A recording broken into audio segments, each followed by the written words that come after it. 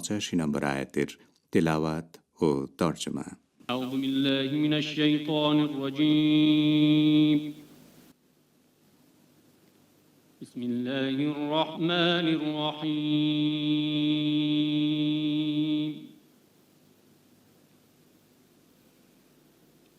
لله ما في السماوات وما في الأرض وإن تبدوا ما في أنفسكم أو تخفوه يحاسبكم به الله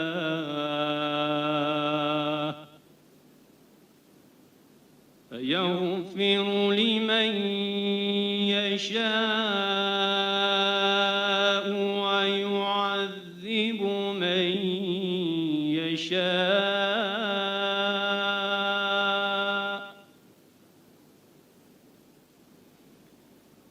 والله على كل شيء قدير.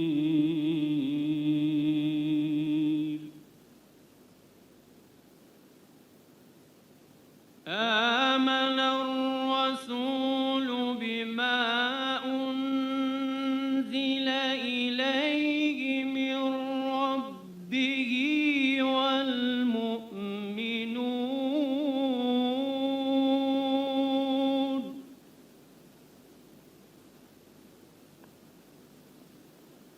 كل آمن بالله وملائكته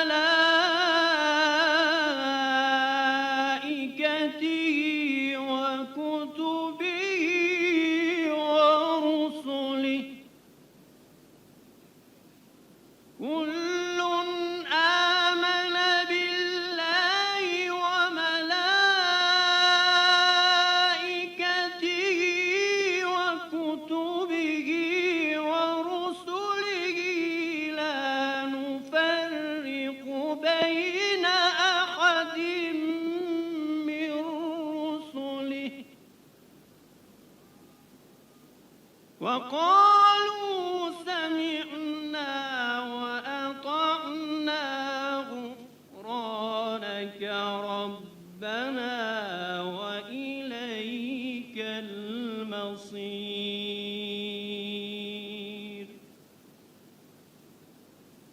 صدق الله العلي العظيم.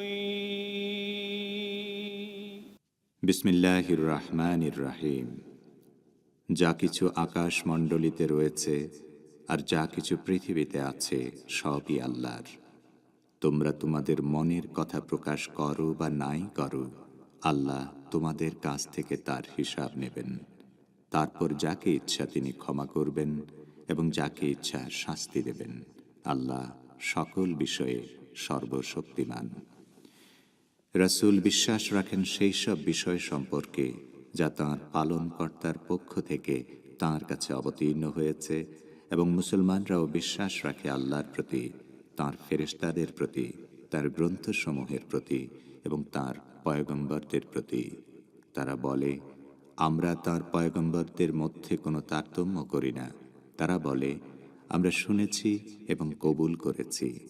আমরা তোমার ক্ষমা চাই, হে আমাদের পালনকর্তা। তোমারই দিকে প্রত্যাবর্তন করতে হবে। সাদাকাল্লাহুল আলিয়্যুল আযীম। শ্রোতাবন্ধুরা, অর্থসহ পবিত্র কোরআনের তেলাওয়াত শুনলেন। আজ সোমবার 23 নভেম্বর, 8 অগ্রহায়ণ এবং ফার্সি 3 অজার। রেডিও তেহরানের সান্ধ্য অধিবেশনের বাংলা অনুষ্ঠানে আপনাদের সবাইকে স্বাগত জানাচ্ছি আমি নাসির মাহমুদ। এই অনুষ্ঠান প্রচারিত হচ্ছে বাংলাদেশ ও ভারতে শর্টওয়েভ 49 মিটার ব্যান্ডে 6150 কিলোহার্টজে এবং সৌদি আরবে 31 মিটার ব্যান্ডে শর্টওয়েভ 9870 কিলোহার্টজে। ইন্টারনেটে আমাদের অনুষ্ঠান শোনার জন্য এবং আমাদের ওয়েবসাইট ভিজিট করার জন্য লগ ইন করুন এই ঠিকানায় parstoday.com/bn। আমাদের কাছে ইমেইল করার ঠিকানা radioteheran1982@gmail.com। এবারে আজকের অনুষ্ঠান সূচি জানিয়ে দিচ্ছি। শুরুতেই থাকছে যথারীতি বিশ্ব সংবাদ। এতে থাকবে ঢাকা ও কলকাতা থেকে আমাদের সংবাদদাতার পাঠানো দুটি রিপোর্ট। এরপর থাকবে সংবাদ বিশ্লেষণমূলক প্রাত্যহিক আয়োজন দৃষ্টিপাত। সেন্ট্রিফিউজে ইরান নতুন করে ইউরেনিয়াম হেক্সোফ্লোরাইড গ্যাস প্রয়োগ করছে, এ নিয়ে একটি বিশ্লেষণ শুনবেন দৃষ্টিপাতের শুরুতেই। এদিকে বাংলাদেশে মাদক বিরোধী অভিযানে নিয়োজিত আইন শৃঙ্খলা বাহিনীর কর্মকাণ্ড নিয়ে বিস্তারিত প্রতিবেদন করেছেন আমাদের ঢাকার প্রতিনিধি। থাকবে দৃষ্টিপাতের দ্বিতীয় পর্যায়ে। দৃষ্টিপাতের পথ থাকবে আপনাদের চিঠিপত্রের আসর প্রিয়জন, আর প্রান্তিক আয়োজনে থাকবে প্রাত্যহিক পরিবেশনা, কথাবার্তা, সবশেষে সংক্ষিপ্ত সংবাদ।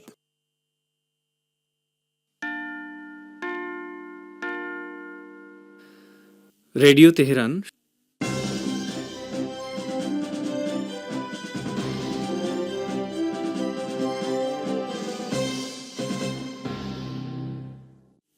প্রথমেই সংবাদ শিরোনাম।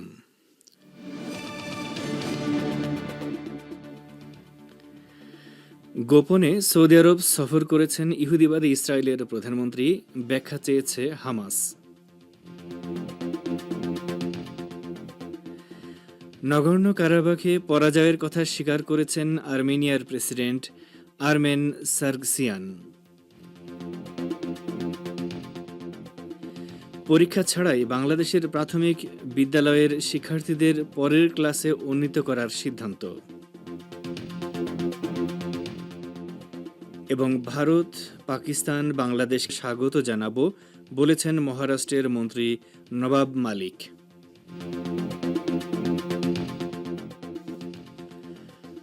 আসসালামু আলাইকুম। বিশ্ব সংবাদের গুরুত্বপূর্ণ অংশগুলো শুনলেন, এবারে বিস্তারিত। পরিবেশনায় রয়েছি রেজওয়ান হোসেন। দখলদার ইসরায়েলের প্রধানমন্ত্রী বেনিয়ামিন নেতানিয়াহু গোপনে তিনি সৌদি যুবরাজ মোহাম্মদ বিন সালমানের সঙ্গেও বৈঠক করেন। দখলদার ইসরায়েলের গুপ্তচর সংস্থা মোসাদের প্রধান বৈঠকে উপস্থিত ছিলেন। ইসরায়েলি প্রধানমন্ত্রীর সৌদি আরব সফরের সত্যতা স্বীকার করে দখলদার শিক্ষামন্ত্রী ইউভ গ্যালান্ট বলেছেন, সত্যিই সফর ও বৈঠক হয়েছে। এটা ইসরায়েলের জন্য চমৎকার অর্জন। ইসরায়েলি এই মন্ত্রী যখন এ বিষয়ে কথা বলছিলেন তখন তাকে বেশ উল্লসিত মনে হচ্ছিল। ইসরায়েলি গণমাধ্যমগুলো জানিয়েছে, সৌদি আরবের নেওম শহরে কয়েক ঘন্টা ওই বৈঠক চলে। মার্কিন পররাষ্ট্রমন্ত্রী মাইক পম্পেওর সৌদি আরবে অবস্থানকালেই গতকাল নেতানিয়াহু বিমানে করে সে দেশে যান। ফ্লাইট ট্র্যাকিং ওয়েবসাইটগুলো জানিয়েছে, নেতানিয়াহুর ব্যক্তিগত বিমান প্রায় 2 ঘন্টা মাটিতে ছিল এবং রাত 12টার দিকে সৌদি আরব থেকে ইসরায়েলে ফিরে এর আগে রাশিয়ার প্রেসিডেন্ট ভ্লাদিমির পুতিনের সঙ্গে দেখা করতে গিয়েছিলেন নেতানিয়াহু। তবে এই বৈঠকের ব্যাপারে মন্তব্য করতে অস্বীকৃতি জানিয়েছেন নেতানিয়াহুর অফিস। মহানবী হজরত মোহাম্মদ সাল্লাল্লাহু আলাইহি ওয়াসাল্লামের পবিত্র জন্মস্থান সৌদি আরবে দখলদার ইসরায়েলের প্রধানমন্ত্রী বেনিয়ামিন নেতানিয়াহুকে সফরের অনুমতি দেয়ার ব্যাখ্যা চেয়েছে ফিলিস্তিনের ইসলামী প্রতিরোধ আন্দোলন হামাস। আজ হামাসের প্রভাবশালী নেতা সামি আবু জহরি বলেন, সৌদি আরবে দখলদার ইসরায়েলের প্রধানমন্ত্রী বেনিয়ামিন নেতানিয়াহুর গোপন সফর গোটা মুসলিম উম্মার প্রতি অবমাননা। এর মাধ্যমে গোটা মুসলিম বিশ্বকে অপমান করা হয়েছে। একই সঙ্গে এর মাধ্যমে ফিলিস্তিনি জাতির সব অধিকারকে পুরোপুরি উপেক্ষা করা হয়েছে। এ বিষয়ে সৌদি আরবকে অবশ্যই ব্যাখ্যা দিতে হবে। তিনি আরও বলেছেন, নেতানিয়াহুর এই সফরের ঘটনা অত্যন্ত বিপজ্জনক। সৌদি আরবে মুসলমানদের পবিত্রতম স্থান মক্কা ও মদিনা অবস্থিত। মক্কায় রয়েছে কাবা শরীফ। সৌদি ভূখণ্ডেই মহানবী হজরত মোহাম্মদ সাল্লাল্লাহু আলাইহি ওয়াসাল্লামের জন্ম। এ কারণেই ইসলামী বিশেষজ্ঞরা মুসলমানদের প্রকাশ্য শত্রু ও তৃতীয় পবিত্রতম স্থান মসজিদুল আকসার দখলকারী ইসরায়েলের প্রধানমন্ত্রী বেনিয়ামিন নেতানিয়াহুকে রাসূলে খোদার জন্মভূমিতে প্রবেশ করতে দেওয়াকে সব মুসলমানের জন্য অপমানজনক বলে মনে করছেন। সংযুক্ত আরব আমিরাতের সাথে ভিসামুক্ত ভ্রমণের চুক্তি অনুমোদন করেছে ইহুদিবাদী ইসরায়েলের সংসদ নেসেট। এই চুক্তির আওতায় ইহুদিবাদী ইসরায়েলের নাগরিকরা ভিসা ছাড়াই সংযুক্ত আরব আমিরাত সফর করতে পারবে।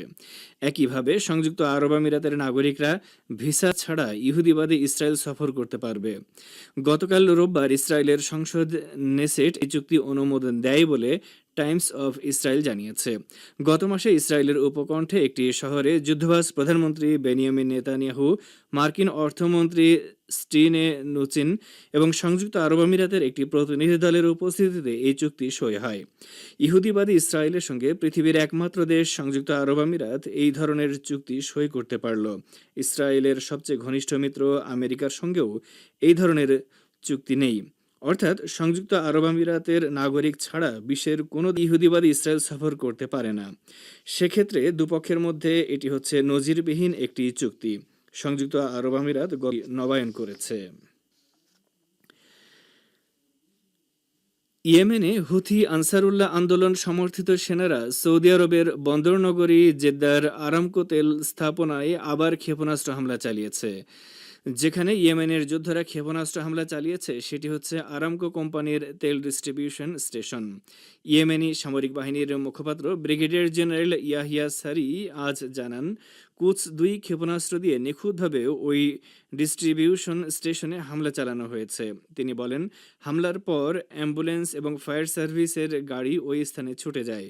জেনারেল সারি জানান, সম্পূর্ণ দেশীয় প্রযুক্তিতে ক্ষেপণাস্ত্রটি তৈরি করা হয়েছে এবং সম্প্রতি সৌদি আরবের গভীরে হামলা চালিয়ে এর পরীক্ষা সম্পন্ন হয়। তবে আনুষ্ঠানিকভাবে এখনও এই ক্ষেপণাস্ত্রের কথা ঘোষণা করা হয়নি। ইয়েমেনের উপর সৌদি নেতৃত্বাধীন কথিত আরব জোটের অব্যাহত আগ্রাসন এবং অবরোধের জবাবে এই হামলা চালানো হয়েছে বলে জেনারেল সারি মন্তব্য করেন।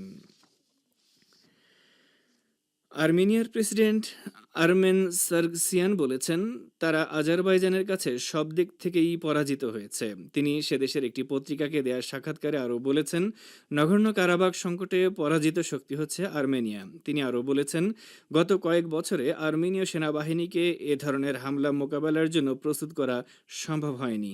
সেনাবাহিনীর যেমন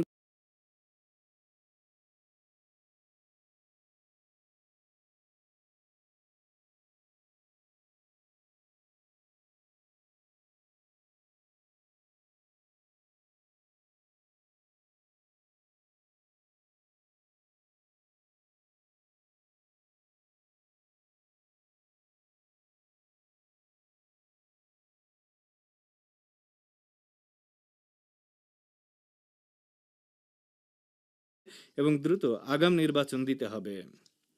আপনারা বিশ্ব সংবাদ শুনছেন রেডিও তেহরান থেকে, আর প্রচারিত হচ্ছে বাংলাদেশ ও ভারতে শর্টওয়েভ 31 মিটার ব্যান্ডে এবং সৌদি আরবে 49 মিটার ব্যান্ডে। অবশেষে পরীক্ষা ছাড়াই প্রাথমিক বিদ্যালয়ের সব শিক্ষার্থীকে পরের ক্লাসে উন্নীত করার সিদ্ধান্ত জানিয়ে দিয়েছে সরকারের প্রাথমিক শিক্ষা অধিদপ্তর। শিক্ষার্থীর যার যে রোল নাম্বার আছে সেই রোল নিয়েই পরের শ্রেণীতে উঠতে হবে। আরও জানাচ্ছেন ঢাকা থেকে আমাদের বিশেষ প্রতিনিধি আব্দুর রহমান খান। অবশেষে পরীক্ষা ছাড়াই প্রাথমিক বিদ্যালয়ের সকল শিক্ষার্থীকে পরবর্তী ক্লাসে উন্নীত করার সিদ্ধান্ত জানিয়ে দিয়েছে সরকারের প্রাথমিক শিক্ষা অধিদপ্তর। শিক্ষার্থীর যার যে রোল নম্বর আছে সেই রোল নম্বর নিয়েই পরের শ্রেণীতে উঠতে হবে। এজন্য শিক্ষার্থীদের মূল্যায়ন করবেন নিজ নিজ প্রতিষ্ঠানের শিক্ষকরা। আজ সোমবার এমন নির্দেশনা দিয়ে প্রাথমিক শিক্ষার সকল বিভাগীয় উপপরিচালক, জেলা প্রাথমিক শিক্ষা অফিসার, উপজেলা শিক্ষা অফিসার, উপজেলা সহকারী শিক্ষা অফিসার এবং প্রধান শিক্ষকদের কাছে চিঠি পাঠিয়েছে প্রাথমিক শিক্ষা অধিদপ্তর। অধিদপ্তরের মহাপরিচালক আলমগীর মোহাম্মদ মনসুর আলম সংবাদ মাধ্যমকে জানিয়েছেন, 16 মার্চ পর্যন্ত ক্লাস হয়েছে, টেস্ট হয়েছে, আর শিক্ষা প্রতিষ্ঠান বন্ধের পর সংসদ টিভি, বাংলাদেশ বেতার, অনলাইনে শিক্ষার্থীদের পড়ানো হয়েছে। মহামারীর কারণে আনুষ্ঠানিক কোনো পরীক্ষা হবে না, ফলে মূল্যায়নটা শিক্ষকদের ওই রেকর্ড থেকেই করা হবে। এদিকে ঢাকা বিশ্ববিদ্যালয় কর্তৃপক্ষ চলমান করোনা ভাইরাস পরিস্থিতির মধ্যে শিক্ষার্থী এবং অভিভাবকদের সমস্যার কথা বিবেচনায় রেখে 2020-21 শিক্ষাবর্ষের ভর্তি পরীক্ষায় ভর্তিচ্ছুদের নিজ নিজ বিভাগীয় শহরে অনুষ্ঠানের সিদ্ধান্ত নিয়েছে। এছাড়া ভর্তি পরীক্ষার নম্বর বন্টনেও পরিবর্তন আনা হয়েছে। আজ সোমবার বিশ্ববিদ্যালয়ের সাধারণ ভর্তি কমিটির সভায় এই সিদ্ধান্ত নেওয়া হয়। ভর্তি পরীক্ষার আবেদন গ্রহণ এবং পরীক্ষার সময়সূচি যথাসময়ে জানানো হবে।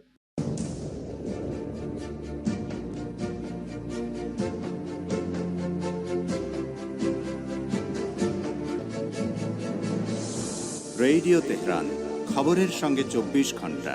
ভিজিট করুন আমাদের ওয়েব পেজ farstoday.com/bn।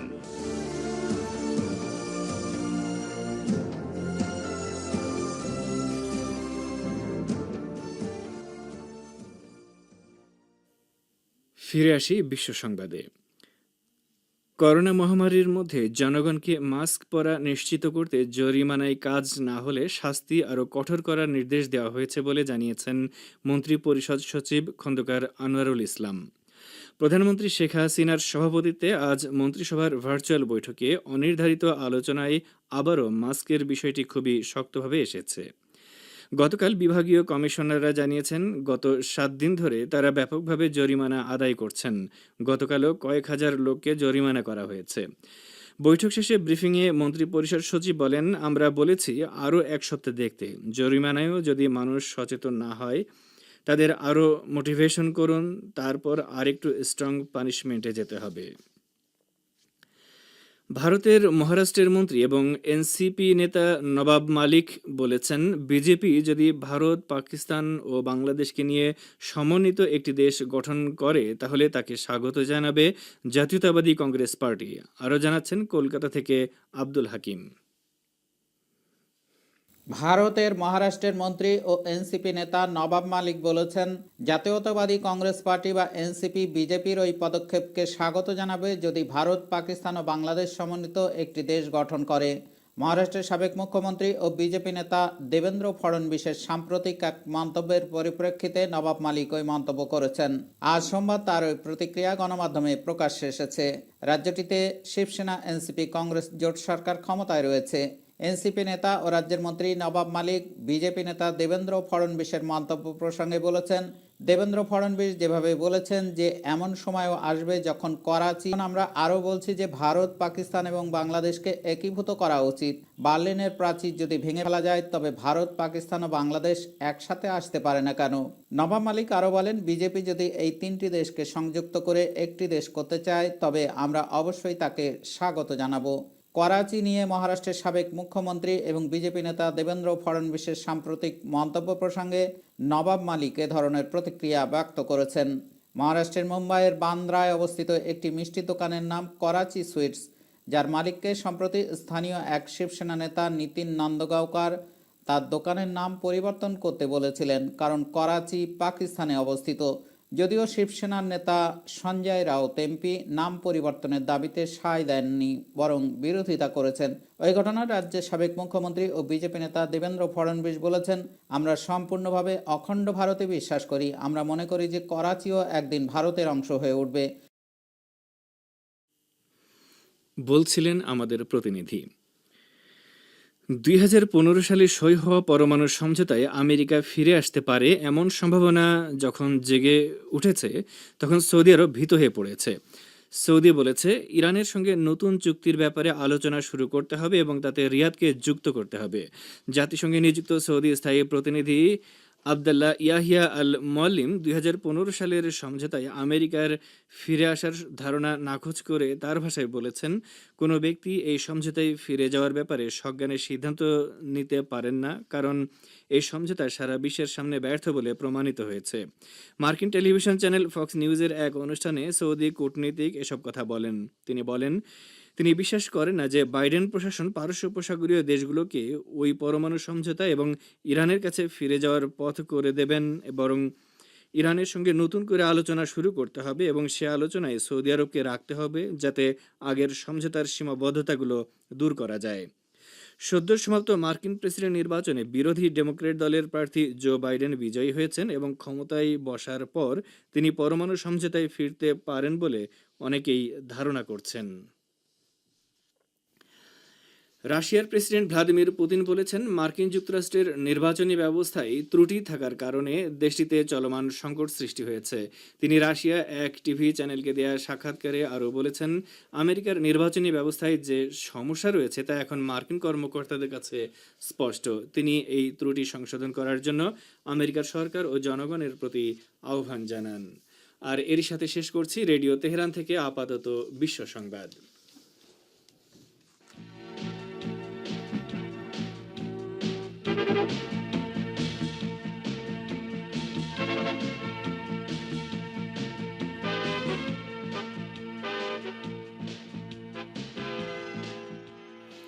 বিশ্ব সংবাদ শুনলেন রেডিও তেহরান থেকে। অনুষ্ঠানের এ পর্যায়ে আপনাদের সঙ্গে যোগ দিচ্ছি আমি বাবুল আখতার।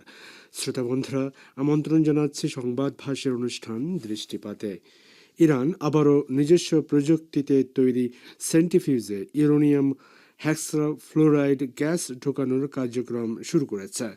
প্রথম প্রজন্মের সেন্ট্রিফিউজের চাইতে নতুন এই সেন্ট্রিফিউজের মাধ্যমে 10 গুণ বেশি ইউরেনিয়াম সমৃদ্ধ করা যাবে।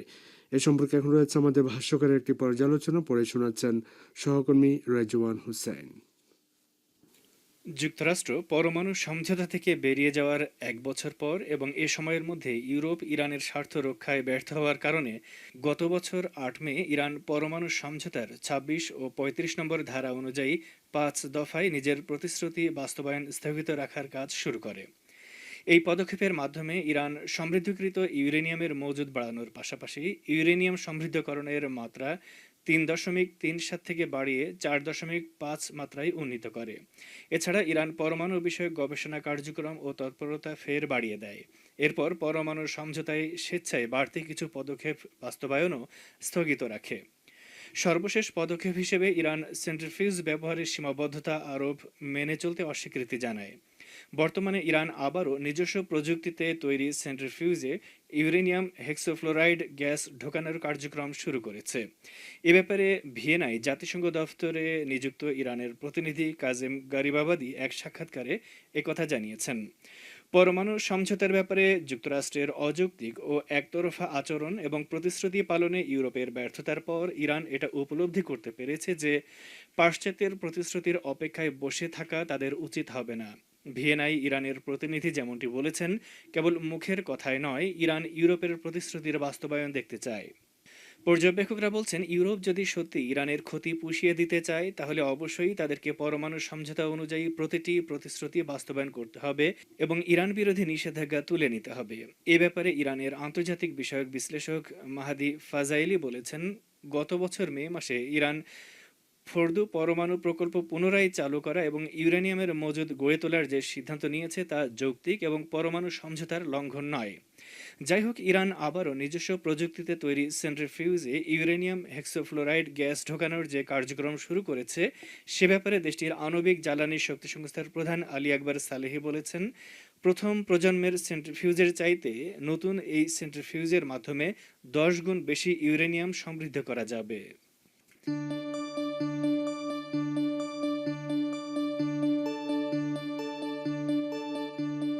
আপনারা রেডিও তেহরানের অনুষ্ঠান শুনছেন সরাসরি তেহরান স্টুডিও থেকে।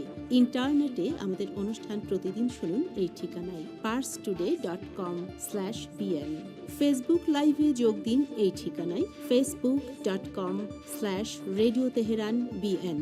আমাদের কাছে ইমেল করার ঠিকানা radioteheran1982@gmail.com। দৃষ্টিপাত এবার বাংলাদেশ প্রসঙ্গ। বাংলাদেশে মাদকের বিরুদ্ধে সরকারের জিরো টলারেন্স নীতি বাস্তবায়নে এবার নিজেদের মধ্যে শুদ্ধি অভিযান শুরু করেছে পুলিশ সদর দপ্তর। এ সম্পর্কে সংশ্লিষ্ট মহলের প্রতিক্রিয়া সহ প্রতিবেদন করেছেন ঢাকা থেকে আমাদের প্রতিনিধি আব্দুর রহমান খান। যে সরিষা দিয়ে ভূত তাড়ানোর কথা, সেই সরিষার ভেতরেই ভূত। অদ্ভুতভাবেই এই কথাটা মিলে গেছে মাদকের ডোপ টেস্টে 68 জন পুলিশ সদস্যের অভিযুক্ত হবার মধ্য দিয়ে। প্রায় 3 বছর আগে ঢাকঢোল পিটিয়ে শুরু হয়েছিল দেশ জুড়ে মাদক বিরোধী অভিযান। আর সে অভিযান শুরুর প্রথম কয়েক মাসের মধ্যেই শতাধিক ব্যক্তিকে হত্যা করা হয়েছে কথিত বন্দুকযুদ্ধের নামে। ইতিমধ্যেই মাদক বিরোধী অভিযানে নিয়োজিত আইন শৃঙ্খলা বাহিনীর কর্মকাণ্ড নিয়ে প্রশ্ন উঠতে শুরু করেছে। মাদক বিরোধী অভিযানের নামে বিচার বহির্ভূত হত্যা, মাদকের বানোয়াট মামলায় হয়রানি, মাদকের মামলায় জড়ানোর ভয় দেখিয়ে অর্থ আদায়, মাদক সেবন ও মাদকের ব্যবসায় জড়িত হওয়া, এসব অভিযোগ উঠতে থাকে খোদ পুলিশ সদস্যদের বিরুদ্ধেই। পুলিশ সূত্রে জানা গেছে, মাদকের বিরুদ্ধে সরকারের জিরো টলারেন্স নীতি বাস্তবায়নে এবার নিজেদের মধ্যে শুদ্ধি অভিযান শুরু করেছে পুলিশ সদর দপ্তর। এর অংশ হিসেবে গত 2 মাস আগে ডিএমপি সদস্যদের ডোপ টেস্ট শুরু হয়। গতকাল রোববার পর্যন্ত ডোপ টেস্টে পজিটিভের সংখ্যা 68 জনে দাঁড়িয়েছে। এর মধ্যে 43 জনের বিরুদ্ধে বিভাগীয় মামলা হয়েছে।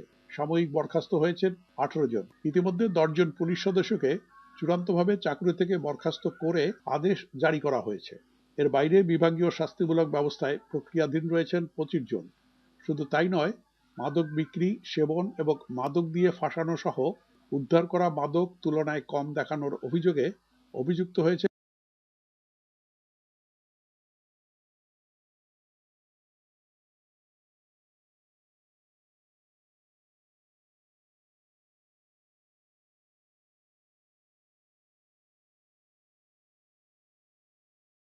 সবাই জানে।